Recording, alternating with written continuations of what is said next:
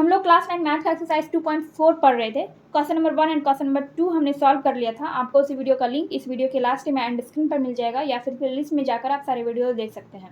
Question number 3 में कह रहा है कि के का मान ज्ञात कीजिए जबकि निम्नलिखित स्थितियों में प्रत्येक स्थिति में x-1 px का एक गुणनखंड हो। यानी कि ये जो px है, यानी ये पूरा जो व्यंजक है, ये इसका गुणनखंड कौन सा है? x-1 है। ठीक है, तो हमें यहाँ पे k का वैल्यू ज्ञात करना है। चलिए देखते हैं। तो ये आपका क्वेश्चन नंबर 1, ये आपका व्यंजक दिया गया है और क्या कह रहा है कि px का ये x-1 जो है ये px का गुणनखंड है, यानी कि इस व्यंजक का ये गुणनखंड है। तो पहले हम इसका शून्यक निकाल लेंगे। शून्यक हम कैसे निकालते हैं? x-1 बराबर 0, यानी कि x इक्वल टू क्या हो जाएगा? 1 हो जाएगा। यानी कि यहाँ पे इस वाले व्यंजक में हमें x का मान क्या रखना होगा? 1 रखना होगा। तो यहाँ पे हम पहले व्यंजक को लिख लेते हैं x² plus x plus k। तो x के जगह पे हम 1 रखेंगे, 1 का स्क्वायर, फिर x के जगह पे ये 1 एंड प्लस k। तो 1 का स्क्वायर 1 ही हो जाएगा और ये 1 यहाँ पे 1 है तो 1 एंड प्लस k है तो k। तो यहाँ पे क्या हो गया देखिए, और यहाँ पे क्या लिखेंगे? ऐसे 0। ठीक है, यहाँ पे भी ऐसे इक्वल दे के 0। यहाँ पे 1 प्लस 1 हो जाएगा 2 एंड ये प्लस k इक्वल टू 0, यानी कि k बराबर क्या हो जाएगा आपका? -2। k बराबर -2 हो जाएगा। ये हो गया आपका फर्स्ट नंबर का आंसर। k का वैल्यू आ गया -2। अब यहाँ पर है सेकेंड नंबर में 2x² प्लस kx प्लस √2। ठीक है, तो यहाँ पर भी हमें x इक्वल टू 1 ही लगाना है, क्योंकि देखिए व्यंजक वही है, x-1 है, तो इसका जो हम शून्यक निकालेंगे तो इस तरह से आपका x इक्वल टू 1 ही आएगा। तो क्वेश्चन नंबर 3 के इसमें जितने सारे क्वेश्चन हैं क्वेश्चन नंबर 3 वाले में, उसमें सब में x इक्वल टू 1 ही आएगा। ठीक है, तो यहाँ पे देखिए x इक्वल टू 1 आएगा, यानी कि यहाँ पे 2x² प्लस kx प्लस √2 ये हो गया, और 2 इंटू 1 का स्क्वायर हो जाएगा प्लस kx है, यानी कि यहाँ पे 1 हो जाएगा एंड प्लस √2 हो जाएगा।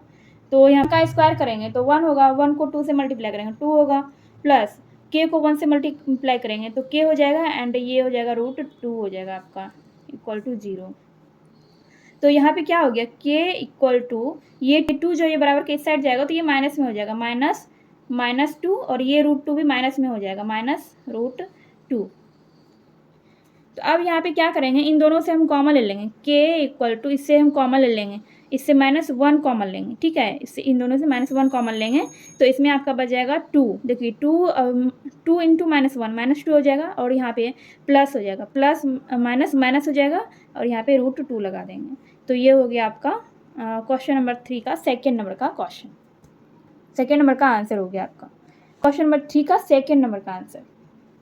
क्वेश्चन नंबर 3 में है यहाँ पे kx² माइनस √2x प्लस 1। तो यहाँ पर भी हम x प्लस 1 का वैल्यू पुट करेंगे। यहाँ पे क्या है? k, इसको यहाँ लिखते हैं kx² माइनस √2x प्लस 1 है।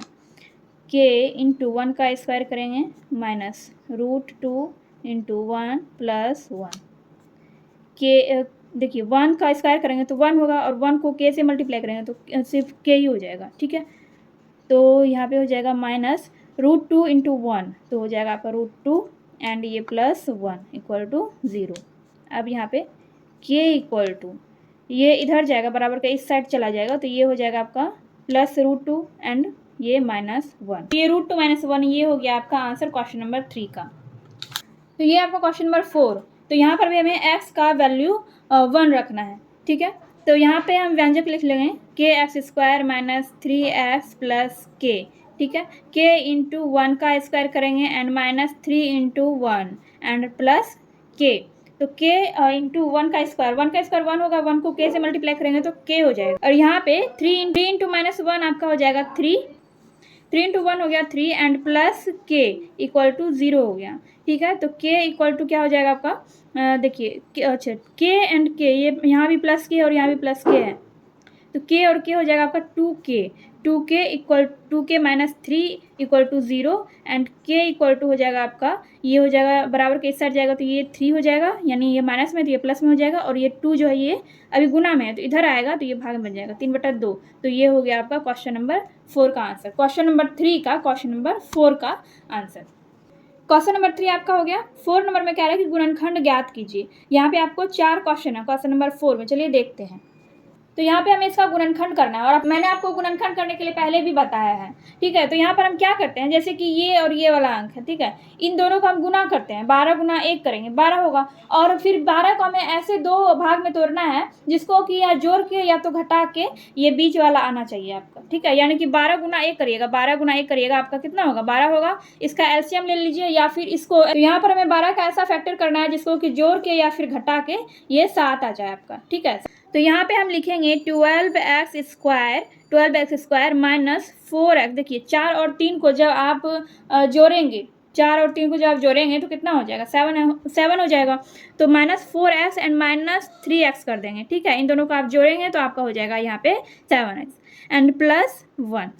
अब देखिए यहाँ पे पहले हम इन दोनों से कॉमन लेंगे, फिर हम इन दोनों से कॉमन लेंगे। तो इन दोनों में क्या कॉमन आ रहा है, ठीक है। इसको हम नीचे फिर से लिख लेते हैं। इन दोनों से हम 4x कॉमन ले रहे हैं और इसमें आपका बच गया 3x और इसमें आपका बच गया, इससे हमने 4x कॉमन ले लिया है तो इसमें सिर्फ 1 यहाँ पे हम लिख देंगे, ठीक है।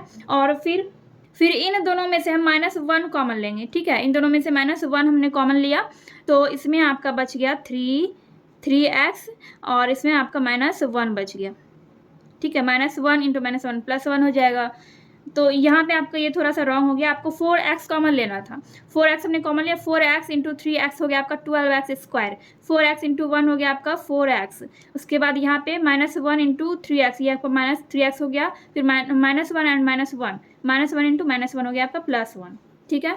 तो यहाँ पे हो गया आपका 4x × -1 एंड ये 3x - 1। इसको आप इस तरह से भी लिख सकते हैं, आप इस तरह से भी इसको लिख सकते हैं, 3x - 1 × 4x - 1। यही हो गया आपका आंसर, ठीक है।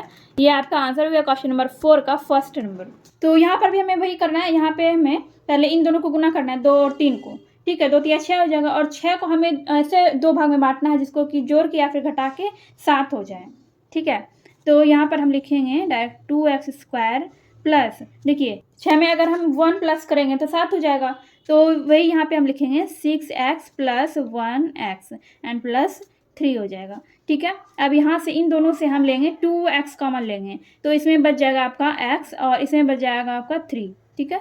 2x × x हो जाएगा 2x स्क्वायर, 2x × 3 हो जाएगा आपका 6x, ओके। और इन दोनों में से हम 1 कॉमन ले रहे हैं तो यहाँ पे बच जाएगा आपका x और +3। तो देखिए ये x + 3 x + 3, तो इन दोनों के बदले में हम एक बार यहाँ पे x + 3 लिखेंगे और 2x + 1 है यहाँ पे 2x + 1 लिख देंगे। तो ये हो गया आपका सेकेंड नंबर का आंसर। यहाँ पे है 6x स्क्वायर + 5x - 6। तो यहाँ पर भी हमें 6 × 6 कितना होगा, 36 होगा। 36 को हमें 2 ऐसे भाग में तोड़ना है जिसको कि जोड़ के या घटा के 5 हो जाए। तो यहाँ पर हम लिखेंगे 6x स्क्वायर, ठीक है, एंड प्लस 9x यहाँ पर लिखेंगे और यहाँ पर लिखेंगे 4x एंड -6। देखिए तो इसको घटा के हो जाएगा आपका 5x। यहाँ पे हम इससे इन दोनों से हम कॉमन लेंगे, ठीक है। पहले हम इन दोनों से कॉमन लेंगे तो इससे 6x स्क्वायर और 9x से कॉमन लेंगे। क्या कॉमन लेंगे हम, 3x कॉमन लेंगे। 3x यहाँ पे कुछ भी नहीं, तो ये 3x कॉमन ले लिया हमने, तो इसमें क्या बचा, इसमें बच गया आपका 2x और इसमें बच गया आपका 3, ठीक है। फिर हम इन दोनों से कॉमन लेंगे तो इन दोनों से हम क्या कॉमन लेंगे, -2 कॉमन लेंगे तो इसमें आपका बच जाएगा 2x और इसमें बच जाएगा आपका +3। देखिए -2 × +3 हो जाएगा आपका -6, ठीक है। अब यहाँ पे 2x + 3 2x + 3 दोनों जगह है तो यहाँ पर एक बार हम 2x + 3 लिख देंगे और यहाँ पर लिख देंगे 3x - 2। ये हो गया आपका आंसर, 3x स्क्वायर -x -4। तो यहाँ पे हमें क्या करना होगा, 3 और 4 को वही गुना करके उसके बाद 12 हो जाएगा। 12 का हमें 2 ऐसा फैक्टर करना है जिसको कि जोड़ के या घटा के यहाँ पे x हो जाए। x का मतलब है कि यहाँ पे 1 छिपा हुआ है, 1x है, ठीक है। तो यहाँ पर हम लिखेंगे 3x स्क्वायर -4x + 3x - 4। देखिए इन दोनों को आप सॉल्व करेंगे कितना हो जाएगा आपका, -x हो जाएगा, ठीक है। यहाँ पे मैंने 1 आपको समझाने के लिए लगाया है, वैसे क्वेश्चन में सिर्फ x है, ठीक। तो यहाँ पे हम इन दोनों से अब कॉमन ले रहे हैं, इन दोनों से हम x कॉमन लेंगे तो इसमें आपका बच जाएगा 3x और इसमें आपका बच जाएगा 4। फिर इससे हम +1 कॉमन ले रहे हैं इन दोनों से, तो इसमें आपका बच जाएगा 3x और इसमें क्या बच जाएगा 4। तो यहाँ पे 3x - 4 3x - 4, तो यहाँ पर हम लिखेंगे 3x - 4 × x + 1 लिखेंगे। ये हो गया आपका आंसर क्वेश्चन नंबर 4 का।